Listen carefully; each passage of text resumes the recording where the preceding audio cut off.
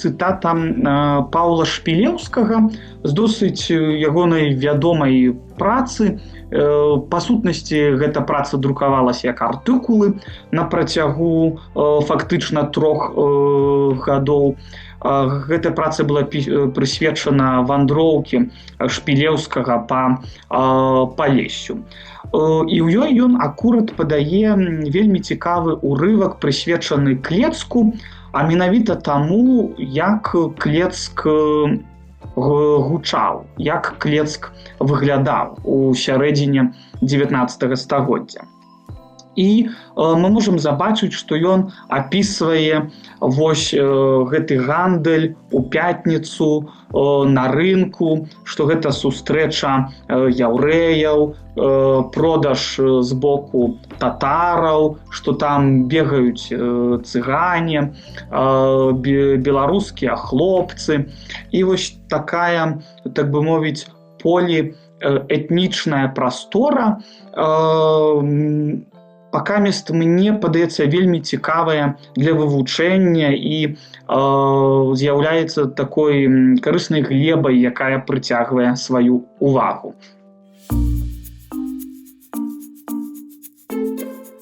Дакладна акрэсліць геаграфію абсалютна немагчыма. То бок, нягледзячы на тое, што мы прызвычаіліся да пэўных такіх мапаў у нашай свядомасці досыць канкрэтных, то калі мы размаўляем пра этналінгвістычную прастору, акрэсліць, дзе скончваецца этналінгвістычная прастора адна і пачынаецца іншая, бадай што немагчыма. Таму, калі мы кажам пра этналінгвістычную прастору Беларусі, мы фактычна абмяжоўваемся толькі межамі сучаснай Беларусі. Бо сягнуць, так бы мовіць, думкай у мінулае і зразумець, дзе пачыналася, дзе скончвалася Беларусь там, фактычна было б немагчыма. Шмат нашых наратываў, да якіх мы звыкліся, яны пачынаюць у пэўным сэнсе руйнавацца. То бок мы звыкліся да нашага, той, што культурнай лінгвістыцы называецца аўтастэрэатып, што мы лагодныя, у пэўным сэнсе памяркоўныя, што мы талерантныя, верацярпімыя, кажучы мы, я маю на ўвазе беларусаў. Але, сутыкаючыся з этнаграфічным матэрыялам, аказваецца, што сітуацыя значна больш складаная і можа не зусім так дапасоўвацца да пэўных нашых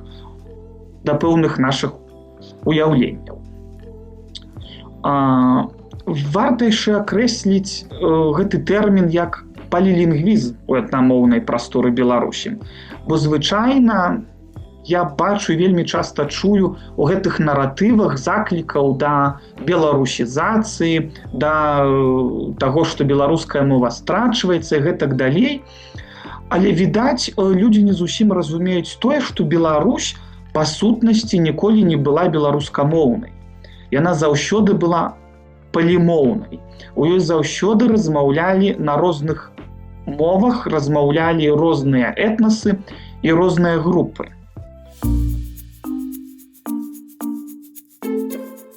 Калі мы адкрыем матэрыялы перапісу насельніцтва Расійскай імперыі канца 19 стагоддзя, мы заважым, што фактычна траціна яўрэйскага насельніцтва пражывала на тэрыторыі Беларусі. Безумоўна, гэта досыць высокі паказчык, які быў шмат у чым абумоўлены гістарычнымі падзеямі і гістарычнымі праблемамі.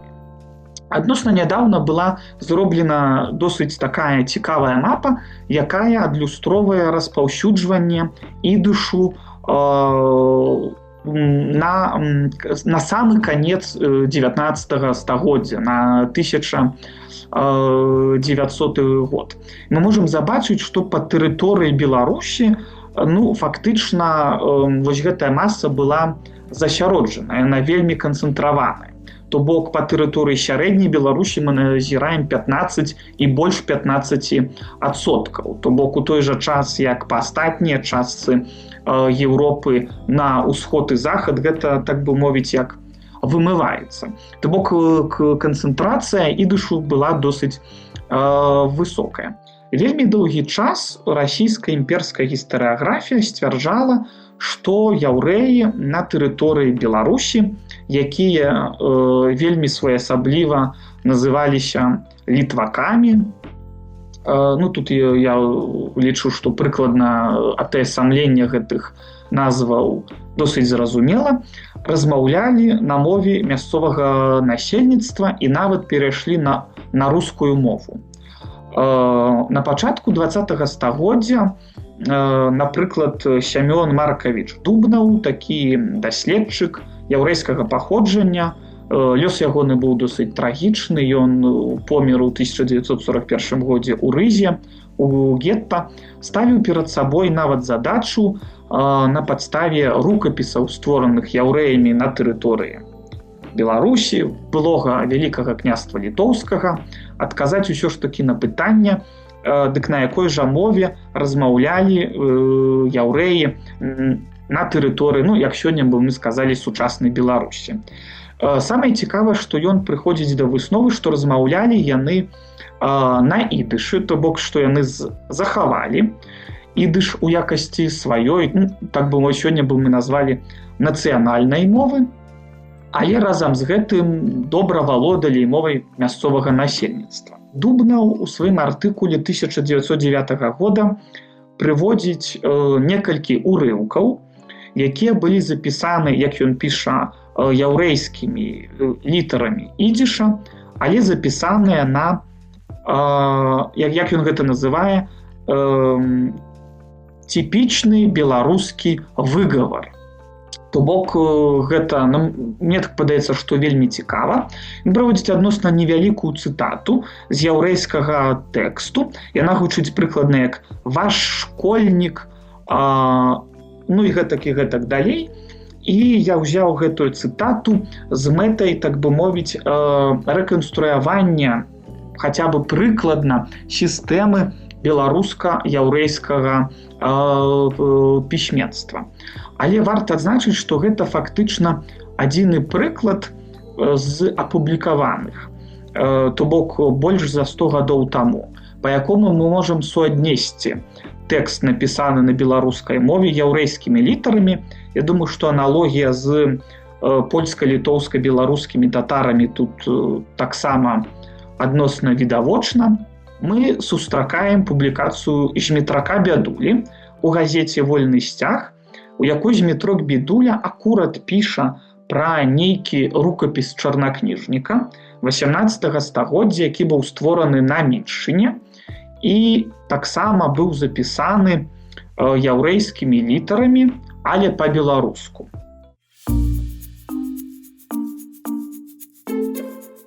У нас вельмі часта любяць маніпуляваць на гэтую тэму, што вось татары запісалі у пэўным сэнсе нейкую жывую беларускую гаворку таго часу.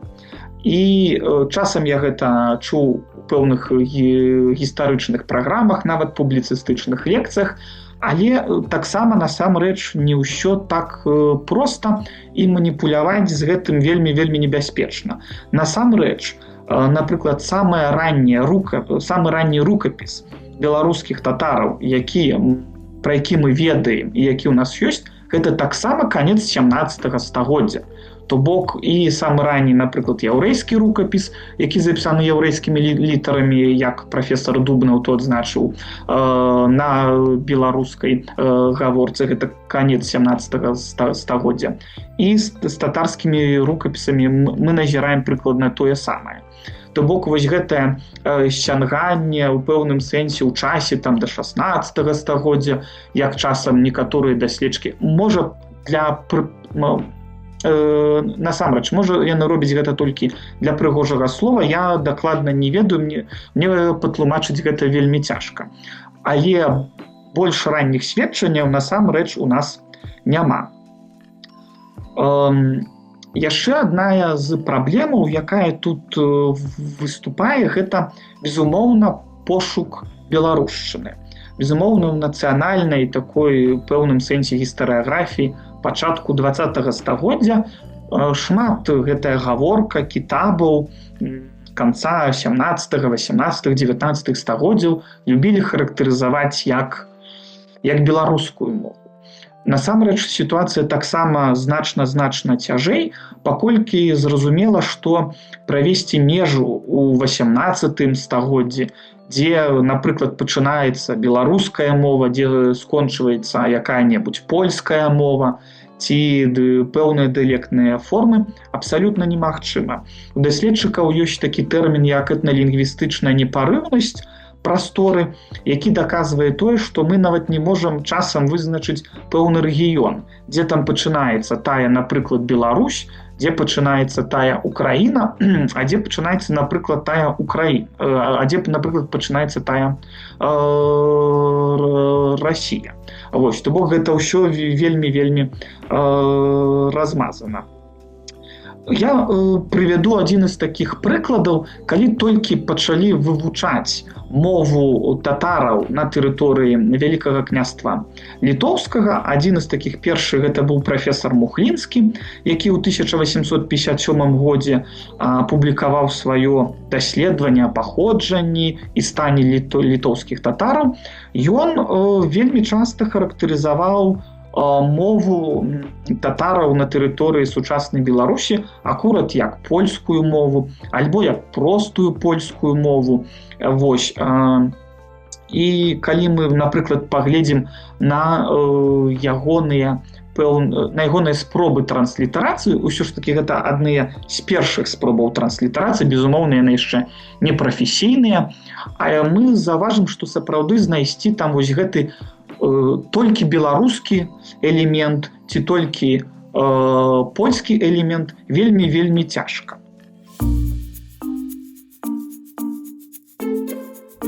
Мова беларускіх цыганаў у тыя часы не вельмі шмат мела агульнага увогуле з мовай беларускай. Яна адносіцца увогуле да балтыйскага дыялекту, там вельмі шмат запазычанняў з літоўскай мовы, з латышскай мовы, вялікі пласт індаіранскай лексікі. То бок гэта бадай адзіная сапраўды этнічная групоўка, у якой у пэўным сэнсе мы б не заўважылі вось гэтага моцнага ўплыву з боку беларускага насельніцтва. У адрозненні, напрыклад, ад татараў і яўрэяў.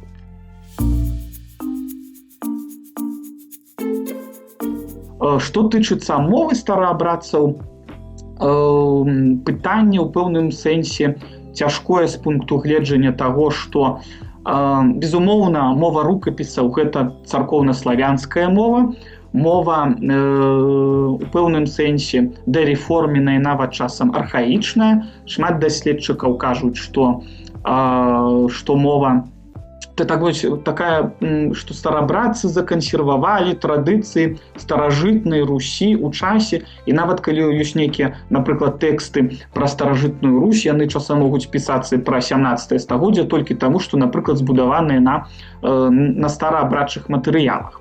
Але ж пытанне цяжкое з таго пункту гледжання, што у нас ёсць этнаграфічныя матэрыялы, то бок запісы голасу і вось гэтай жывой гаворкі, зроблены ў 20 стагоддзі.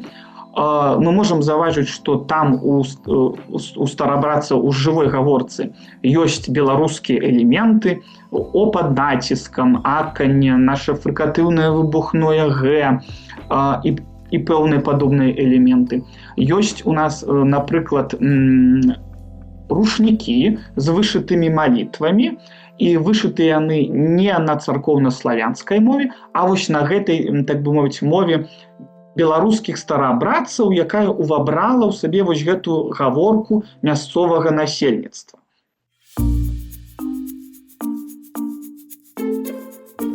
Пытанне са стараабрадцамі, яно ж такое, як пытанне з татарамі-яўрэямі. Якая мова была мовай вось гэтай прасторы сакральнай, прасторы тэкстаў. Безумоўна, у яўрэяў это быў іўрыт, А у татараў гэта была арабская мова, паколькі я нагадаю, што Каран можа існаваць то толькі па-арабску, як і Танах, Тора і іншыя кнігі. То бок тут вось гэта існаванне транслітэрацыі альбо дыялектных формаў, яно ні ў якім разе не ўпісваецца ў гэтую сакральную прастору, і існаванне мовы ў прафаннай прасторы альбо ў паўсядзённай.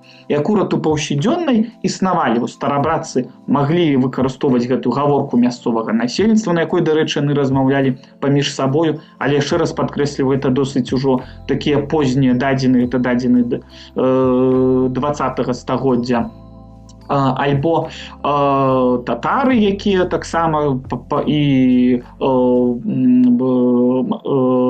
якія маглі выкарыстоўваць гаворку мясцовага насельніцтва, і яўрэі. Але ў яўрэяў таксама больш будзе складанай з таго, што там і ідыш, і вось гэта і гаворка мясцовага насельніцтва накладаецца.